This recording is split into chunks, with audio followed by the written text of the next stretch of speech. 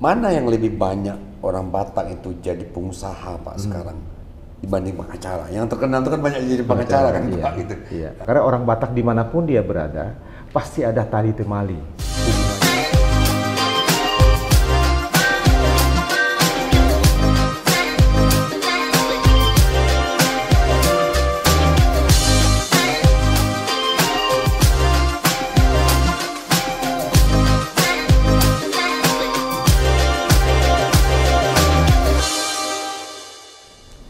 Saudara, Panbil Group dirintis sejak 35 tahun yang lalu. Dari Regency Park di Pelita hingga menjadi kawasan bisnis terpadu Panbil Industrial Estate. Jejaring bisnisnya makin berkembang sampai ke bisnis konstruksi, energi, pertambangan, dan pariwisata. Belakangan, Panbil Group makin serius di bisnis pariwisata. Mereka mengelola sebuah kawasan hutan wisata, Panbil Nature Reserve. Kemudian yang terbaru, Panbil Group dipercaya akan mengelola kawasan ekonomi khusus Tanjung Sau. Kini, Panbil Group adalah salah satu kelompok bisnis di Batam yang disegani. Tamu istimewa saya hari ini adalah Chairman Panbil Group dan Chairman Toga Aritonang, Bapak Johannes Kennedy Aritonang. Dan topik kita kali ini tentang budaya orang Batak. Apa kabar Pak John? Kabar baik Pak Sokrates. Terima kasih undangannya. Ya, Pak John. Ya. Yang saya tahu, saya punya banyak teman orang Batak. Orang Batak ini kan perantau tangguh, pekerja keras. Bisa Bapak ceritakan bagaimana Bapak dulu merintis usaha di Batam sampai sekarang menjadi kelompok bisnis seperti ini ya? Ya, awalnya dari apa namanya? Dulu kan kita satu dengan Pekanbaru ini. Iya. Masih Provinsi Riau ya Pak? Masih Provinsi Riau. Kemudian Batam berkembang dan waktu itu usia masih muda. Ya. Kemudian saya masuk sebagai salah satu eksekutif di salah satu perusahaan nasional.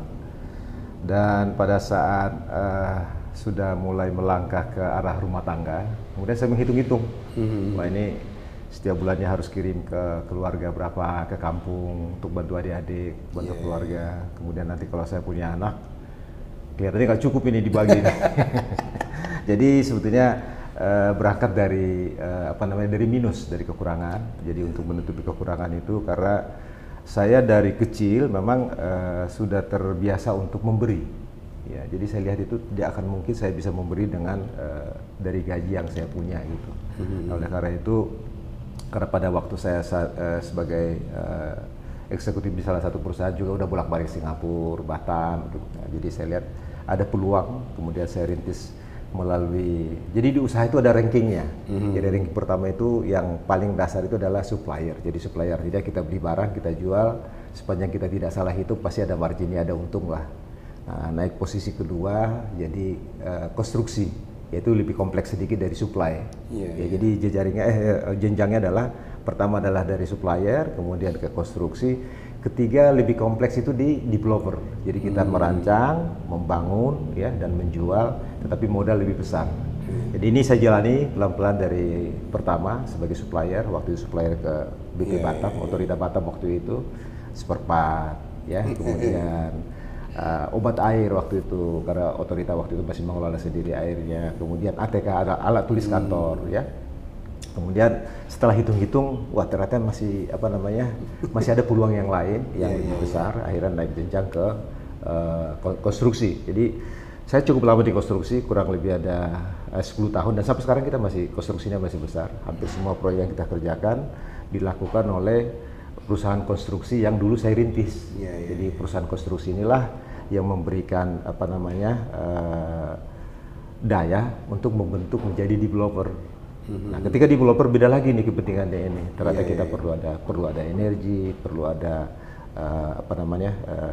engineering ya, perlu dukungan pendanaan dan lain sebagainya. Akhirnya berkembang lagi ke energi ya, energi dan tambang. Demikian seterusnya dan saat ini kita ada di berbagai bidang ya, bidang usaha. Dan ekspansi ke Karimun juga ya Pak? Karimun ya. Luar biasa. Susah ternyata ya Pak proses.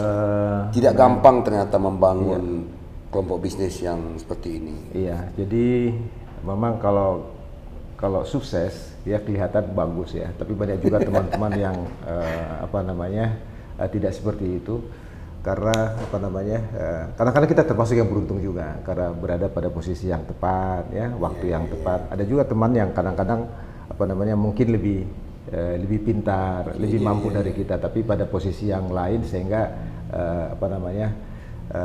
waktu tidak membawa dia ke tempat yang dia inginkan gitu. Iya. Pak John, ternyata itu ada nilai-nilai budaya yang dibawa ya dari kampung halaman tentang perjuangan itu, Pak John. Iya. Dan kemudian Bapak mencetuskan gerakan bangga menjadi orang Batak. Itu apa artinya, Pak? Nah, setelah saya lebih matang di bisnis dan kemudian sering ke luar negeri, lihat ke Jepang, ke Korea, ke Cina ya, jadi bolak-balik dalam 30 tahun terakhir. Saya mempelajari bahwa sebenarnya negara-negara yang kuat di Asia ini, yang juga akar budayanya kuat. Nah, misalkan beberapa waktu yang lalu kami dengan keluarga pernah liburan di Jepang sambil ada usaha juga, sambil ada beberapa rapat. Lihat kita mau makan nih ke satu restoran. Ternyata ketika kami pesan dengan bahasa Inggris itu nggak dikasih tempat, ya. Kemudian untung ada menantu saya yang kemudian bisa bahasa Jepang, akhirnya bisa masuk kita, dilayani dengan baik gitu. Nah, setelah kita lihat memang orang-orang yang di dalam itu adalah orang-orang Jepang yang mengerti budaya Jepang dan tata krama Jepang. Jadi mungkin pihak restorannya ingin menjaga supaya budayanya dilestarikan. Nah, demikian juga ketika saya sering ke Korea. Di Korea itu kan kita sekarang memakai produk-produk Korea yang cukup tangguh, misalkan Samsung, LG, Hyundai ya, dan banyak lagi. Dan itu rata-rata kalau di Korea itu kendaraan-kendaraan yang mereka pakai semuanya itu Korea engineering ya. Jadi Korea diciptakan oleh Korea sendiri, oleh orang Korea untuk orang Korea, dengan bahasa, budaya dan lain-lain segala macam yang mereka pertahankan. Nah, dan kebanyakan dari mereka ini adalah Korea-Korea yang tadinya memegang paspor Amerika ya. Jadi Korean American born, atau orang Cina itu mereka sering sebut ABC, American born Chinese. Jadi yang Chinese yang lahir di Cina juga dia masih mempertahankan budayanya, demikian juga Korea yang lahir di Amerika juga mempertahankan budayanya, bahkan kembali ke Korea ya, membantu negaranya, membantu perusahaan-perusahaan yang ada di Korea itu untuk membangun kerajaan baru, teknologi baru, engineering baru dengan kekuatan-kekuatan orang-orang Korea sendiri. Nah, saya ingin Indonesia juga suatu ketika kelak mereka-mereka yang sekarang berkarya di luar, yang sudah kelahiran di Amerika, sudah kelahiran di Eropa, bisa kembali ke Indonesia untuk membangun Indonesia sendiri. Seperti tim sepak bola kayak ya, sama diaspora itu ya. Ya, persis seperti itu ya. Jadi Bapak ingin mengatakan bahwa di Cina, Korea, di Jepang itu budayanya itu tetap dia pertahankan walaupun sudah maju. Iya.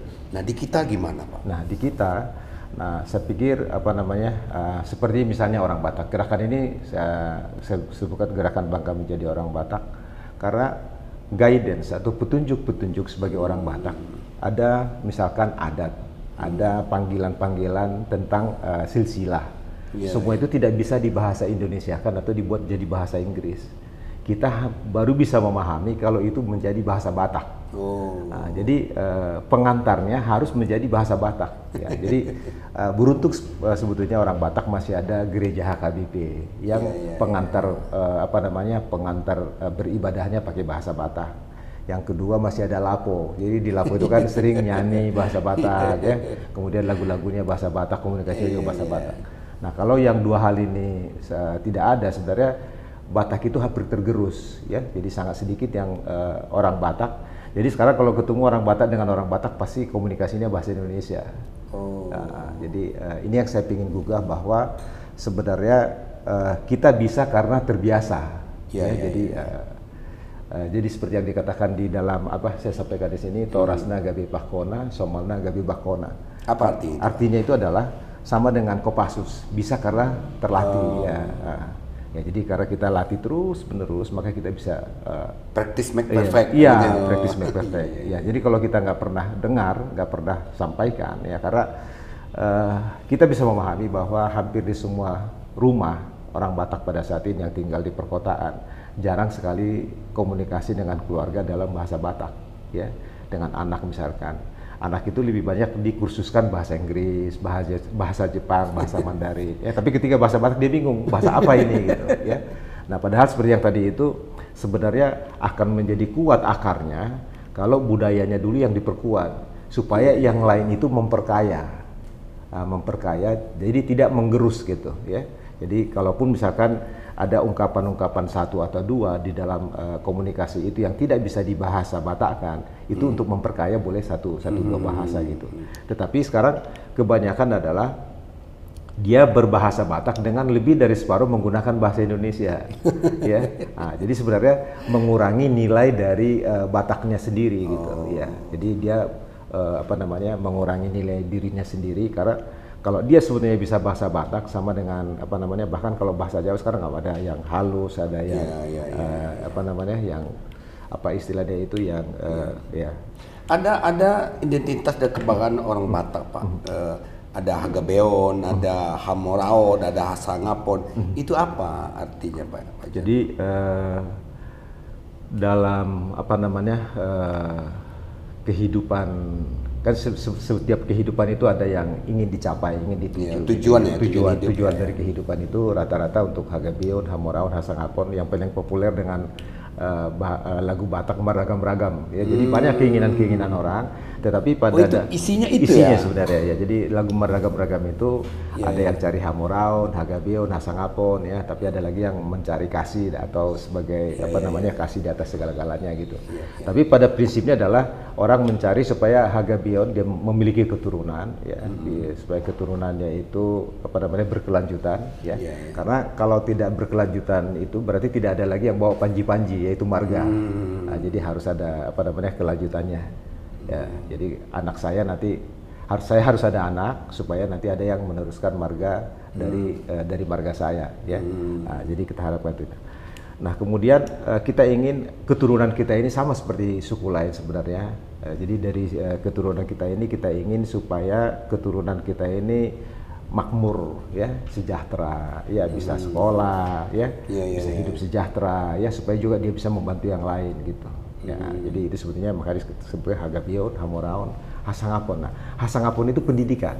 Nah, pendidikan itu dia harus bagaimana kita supaya bisa menaikkan strata kita melalui edukasi, melalui pendidikan ya. Karena pendidikan tuh dia status sosial juga akan naik, kesempatan kerja menjadi pemimpin, apakah dia sebagai pemimpin bisnis atau pemimpin di pemerintahan atau pemimpin politik, tapi perlu edukasi.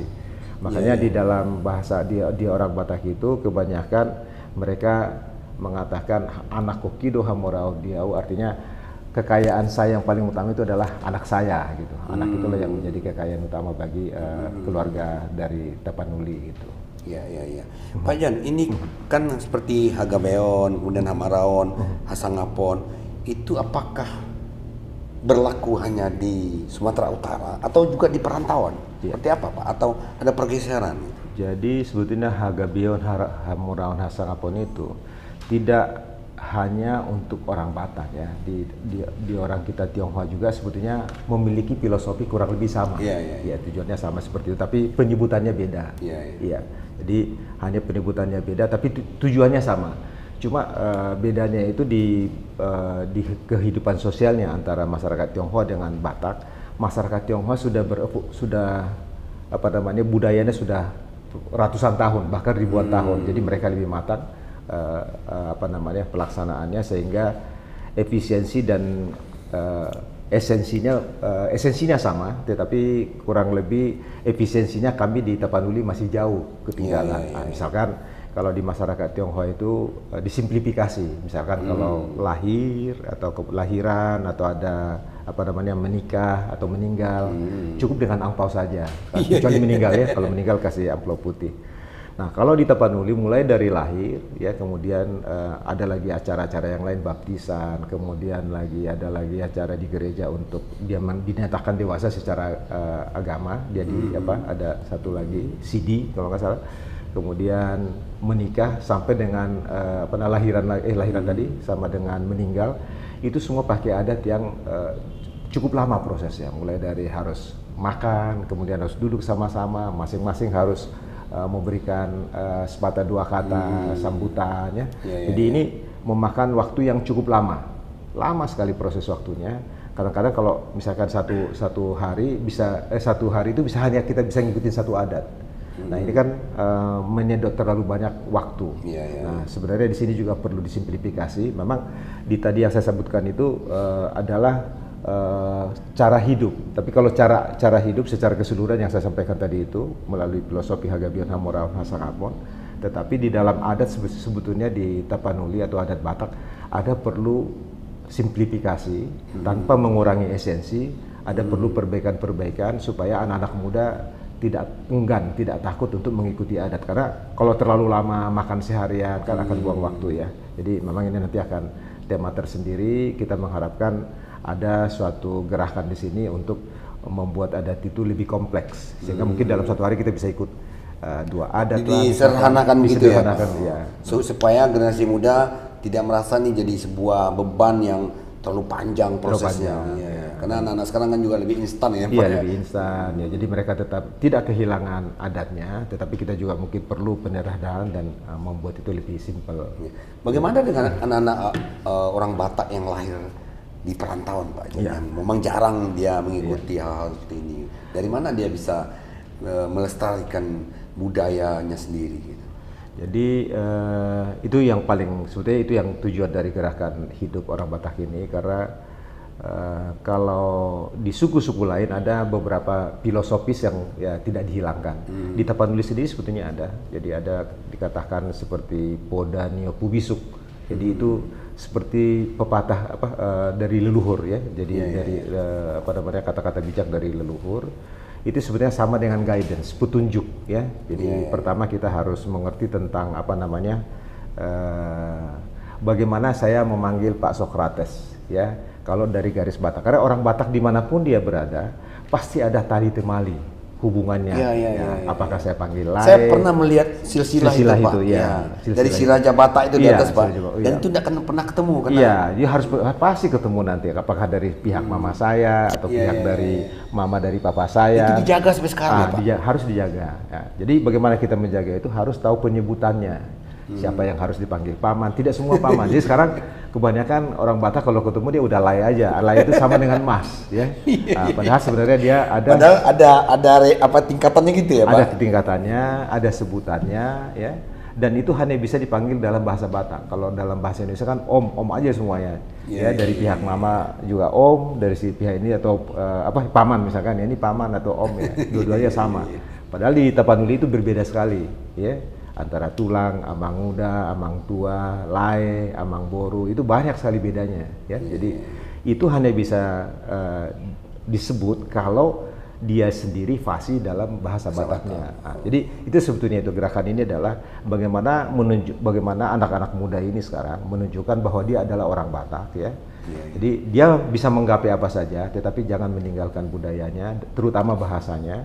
Karena begitu menguasai bahasa ini, maka dia bisa untuk penyebutan tadi, ya bisa ikut ke adat, ya bisa berkomunikasi dengan lancar gitu. Tapi memang benar Pak Jan, banyak generasi muda Batak itu sekarang nggak bisa bahasa Batak, terutama yang di perkotaan. Kebanyakan karena kita di Tapanuli kan kehidupannya agak masih minim ya secara ekonomi ya, tetapi sebetulnya dalam budaya cukup kaya. Jadi banyak di antara orang Batak yang sudah merantau ya kadang-kadang ingin mengikuti zaman lebih lebih cepat ya, beradaptasi dengan sesama lebih lebih cepat juga, sehingga kadang-kadang dia menutupi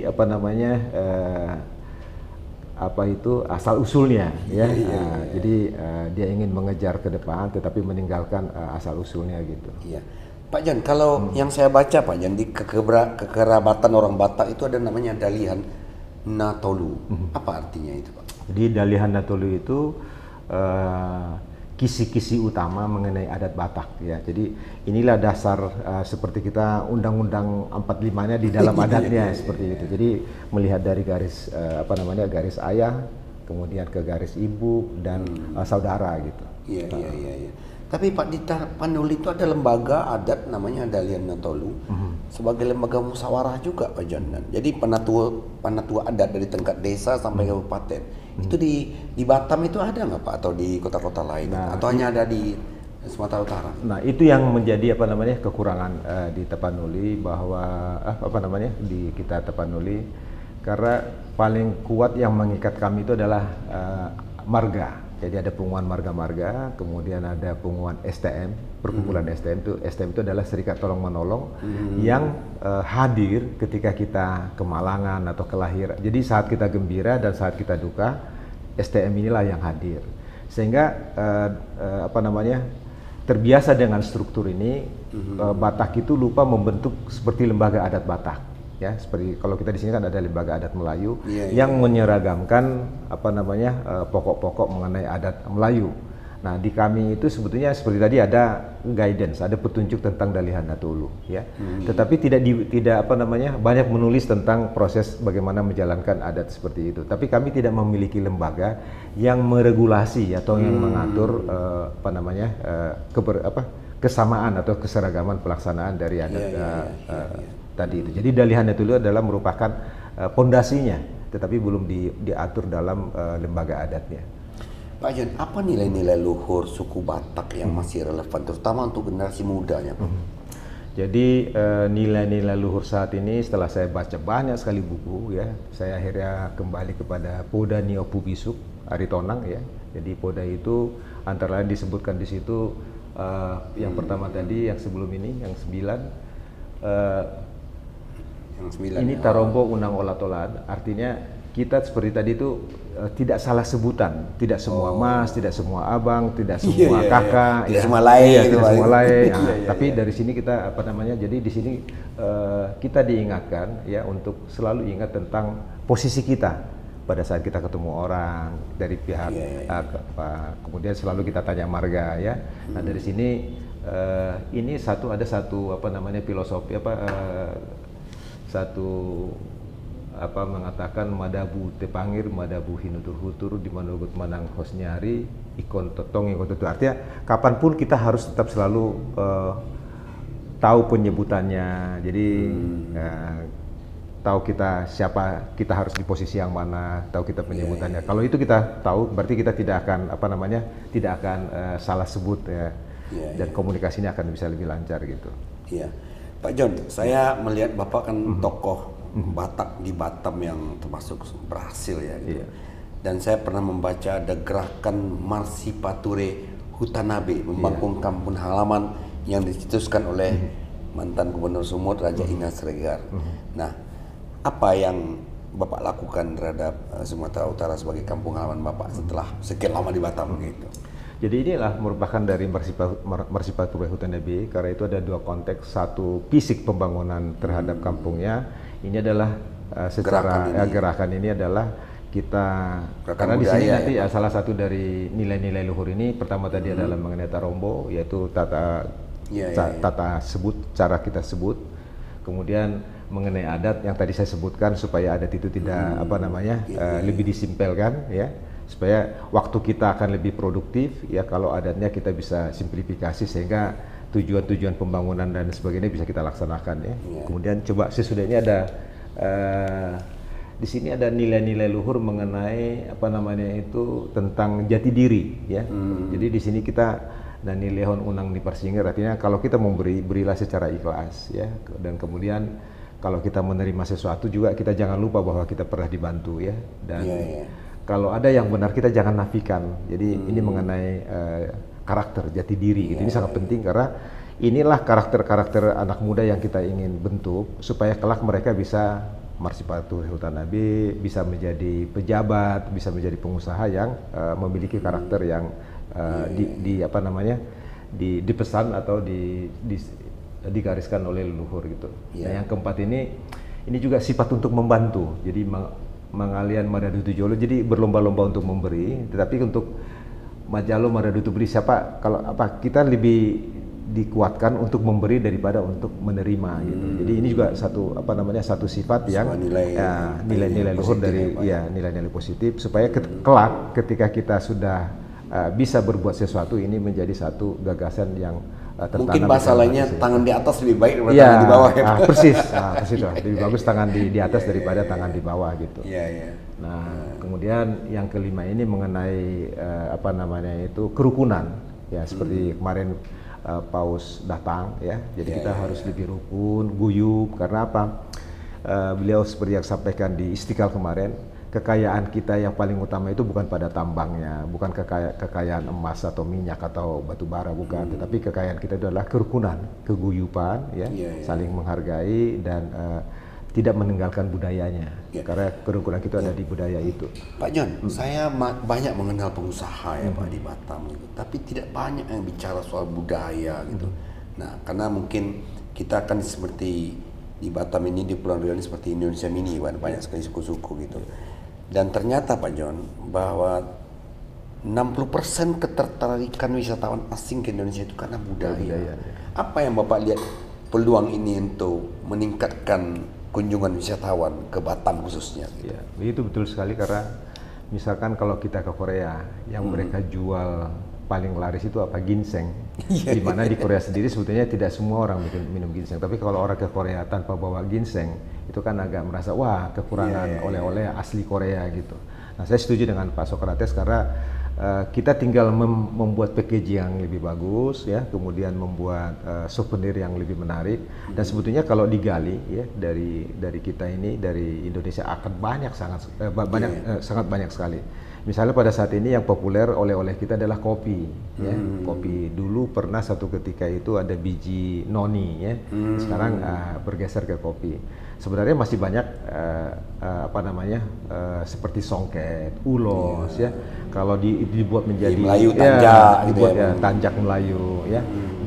Kalau ketemu inovator yang lebih apa namanya kreatif, itu dibuat menjadi apa namanya lebih lebih disukai, lebih bisa dipakai, lebih bisa digunakan. Itu adalah potensi-potensi yang kita miliki yang saat ini masih belum dikelola dengan baik, ya. Ya, Pak Jan, bagaimana Bapak melihat daya juang, kemudian nilai-nilai etos kerja generasi muda sekarang gitu? Ya, nah seperti banyak dibicarakan generasi-generasi yang kebelakangan, ya, mungkin dengan kemudahan gadget, kemudahan komunikasi, dan ada beberapa contoh ketika pandemi terjadi. Pada waktu itu apa namanya startup menduduki posisi yang leading untuk apa namanya bisnis muda, bisnis apa namanya startup, sehingga tergiur dengan hal-hal seperti itu. Ternyata dengan apa namanya cukup dengan laptop, cukup dengan handphone, tanpa harus keringat keluar, mereka bisa dapat uang banyak. Jadi ini fase ini memang harus kita lewati, ya. Jadi kalau fase-fase seperti fase kami memang harus masih apa namanya kerja keras, terutama perseverance, artinya harus apa namanya itu harus tetap ulet, ya, tangguh, ya, dan harus ya coba lagi gitu, ya. Tapi generasinya berubah. Nah, di sini yang kami lihat itu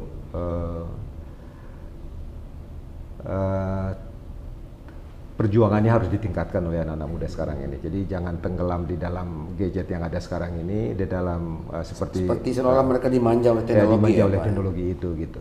Ya, jadi karena demografi kita masih berbeda dengan yang ada di sana, ya, kita kan banyak pulau, banyak resources, ya, banyak yang lain-lain yang bisa. Sebagai pengusaha kami melihat masih banyak sebenarnya yang bisa dilakukan, ya, sepanjang perseverance, ya. Kegigihan dan keuletan tadi itu harus benar-benar diterapkan gitu, jangan gampang menyerah gitu. Ya.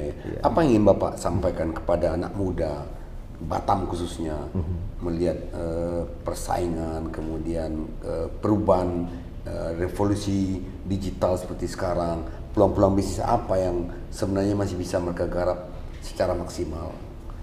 Ya, jadi pertama adalah seperti yang tadi kita sampaikan ini, budayanya harus tetap dikuatkan, dipelihara supaya tidak tergerus. Karena ke depan kan sekarang ini gadget sedemikian masifnya. Jadi pertama dari diri sendiri harus ada semacam apa namanya fundamental, ya, kekuatan pondasi yang kuat tentang diri sendiri supaya tidak tergerus oleh kemajuan seperti yang tadi kita bicarakan itu. Nah, yang kedua itu kenali, kita harus mengenali yang paling tahu tentang diri kita adalah kita sendiri ya. Setelah kita mengenali diri kita sendiri, karena sebenarnya kalau tujuan hidup secara general kan nantinya akan kita tinggalkan semuanya juga ya. Yang penting kan sebenarnya pada saat kita ini kita bisa melakukan apa gitu yang paling terbaik bagi kita. Kalau kita jadi karyawan, jadilah karyawan yang baik. Kalau kita menjadi pelayan di masjid atau di pelayan gereja, apapun yang kita pilih, agama kita di Buddha dan lain-lain, jalankan itu sebaik mungkin gitu ya. Jadi orang biasa pun sebetulnya yang tidak mengganggu orang lain, kita bisa berkontribusi terhadap keluarga, itu juga sudah baik. Nah, lebih baik lagi kalau misalkan kita juga bisa menyediakan lapangan kerja, menciptakan lapangan kerja baru, membuka usaha. Tetapi kan ini ada jenjang yang harus dilalui tadi itu. Jadi dari jenjang satu sama seperti usaha tadi itu. Jadi juga jenjang-jenjang ini harus dilalui oleh anak-anak muda. Jangan jalan pintas saja ya. Jadi jangan cepat menyerah dan jangan melihat jalan pintas, karena memang ini harus ada sequence yang harus dilalui dari waktu ke waktu gitu ya. Pak John, saya perlu tanyakan ini Pak. Mana yang lebih banyak orang Batak itu jadi pengusaha Pak sekarang dibanding pengacara? Yang terkenal itu kan banyak jadi pengacara kan Pak gitu. Iya. Ini kelihatannya dua-duanya sama ini. Ya tapi bedanya di pengacara itu kan karena dari pendidikan ya, kemudian dia terlatih bisa jadi jadi pengacara. Kalau jadi pengusaha, dia sebenarnya tidak harus berbasis pendidikan ya. Sepanjang ada intuisi ya, kemudian ada di dalam bahasa Batak mengatakan mata guru roh hasisean, artinya yang kita lihat, yang kita dengar ya, itu bisa menjadi guru juga. Ya, tidak semua harus dilatih di dalam bangku kampus ya. Ada juga banyak, misalkan dari pengusaha-pengusaha top di dunia, bahkan di nasional kita pun banyak juga yang bukan dilatar belakangi oleh akademik ya, tetapi bisa melakukan itu. Jadi itu yang saya kira harus kita lihat itu. Ya. Pak John, pertanyaan terakhir Pak. Apa arti kata horas Pak? Horas itu peneguhan ya. Jadi horas itu horas firma atau dima dingin, horas padi hitar. Jadi horas itu sama dengan keras ya. Jadi setiap ketemu orang Batak kan horas bah gitu. Iya, sama dengan keras dalam arti keras dalam bukan semacam ucapan selamat itu. Iya, keras dalam arti imannya keras ya, kekuatan pandangannya keras supaya dia tidak gampang tidak goyah gitu. Jadi horas itu semacam peneguhan supaya dia tetap keras dalam prinsipnya, keras dalam kesehatannya, dalam pandangannya supaya dia tidak gampang terombang-ambing gitu. Oh, itu sebabnya setiap orang Batak ketemu tuh saling mengucapkan kata horas gitu, ya. Jadi horas dia teguh, keras dan yakin gitu. Dan saya ingin mengucapkan kepada Pak John, horas. Pak John. Demikian saudara, obrolan saya dengan Pak Johannes Kennedy Aritonang, pengusaha sukses di Batam dan juga menjadi ketua Aritonang ya Pak. Iya, ketua Aritonang sedunia. Se-Indonesia lah karena se-Indonesia. Jadi semua Aritonang itu di bawah pimpinan Bapak gitu. Ada satu quote yang ingin saya sampaikan, ini juga disukai oleh Pak John Kennedy. Saya yakin setengah dari yang membedakan pengusaha sukses dengan pengusaha yang tidak sukses adalah ketekunan. Ini disampaikan oleh Steve Jobs. Ya, ikuti terus Socrates Talk. Terima kasih Pak John. Sampai. Silakan Pak.